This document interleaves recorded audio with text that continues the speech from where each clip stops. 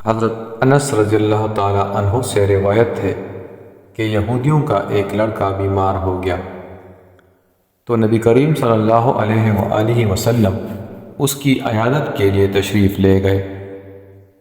آپ اس کے سر کے پاس بیٹھ گئے اور اس سے فرمایا، اسلام قبول کر لو۔ تو اس نے اپنے باپ کی طرف دیکھا جبکہ وہ بھی اس کے سر کے پاس ہی بیٹھا ہوا تھا۔ تو اس کے باپ نے اس سے کہا، ابو القاسم کی بات مان لو۔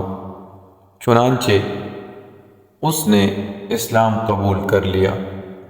پھر نبی صلی اللہ علیہ وآلہ وسلم وہاں سے اٹھے تو فرما رہے تھے، حمد اس اللہ کی جس نے اس کو میرے ذریعے سے آگ سے نجات دی۔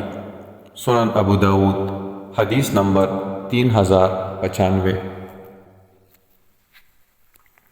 حدیث نبوی صلی اللہ علیہ وآلہ وسلم۔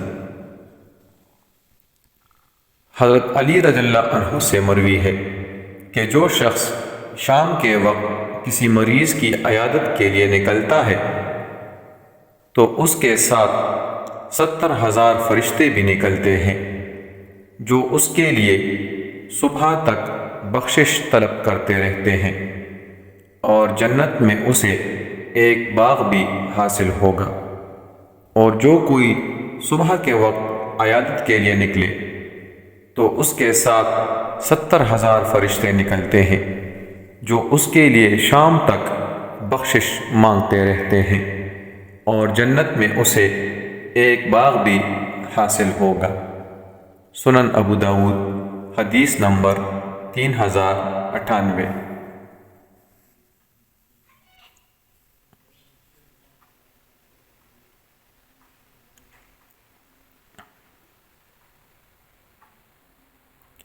حضرت عائشہ رضی اللہ عنہ بیان کرتی ہیں کہ حضرت سعد بن معاذ رضی اللہ عنہ جنگ خندق میں زخمی ہو گئے۔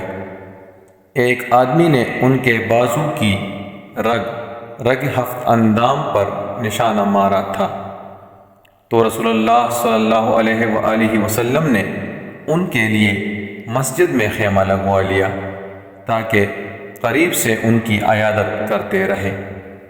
سنن ابو داود، حدیث نمبر 3101۔